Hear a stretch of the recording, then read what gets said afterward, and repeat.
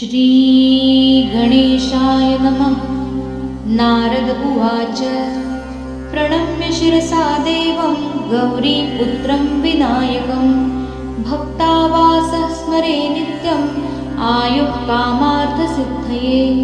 प्रथमं वक्रतुण्डं च एकदन्तं द्वितीयकं तृतीयं कृष्णपिङ्गाक्षं गजवक्त्रं चतुर्थकं लम्बोदरं पञ्चमं च षष्ठं विकटमेव च सप्तमं विघ्नराजेन्द्रं धूम्रवर्णं तथाष्टमं नवमं भालचन्द्रं च दशमं तु विनायकम् एकादशं गणपतिं द्वादशं तु गजाननं द्वादशैतानि नामानि त्रिसन्ध्यं यः पठेन्नरः न च विघ्नभयं तस्य सर्वसिद्धिकरं प्रभो।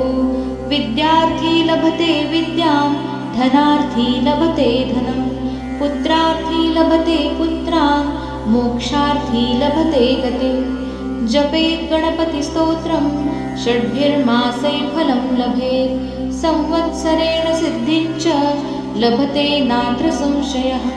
अष्टभ्यो ब्राह्मणेभ्यश्च लिखित्वा यः समर्पयेत् तस्य विद्या भवेत् सर्वा गणेशस्य प्रसादतः।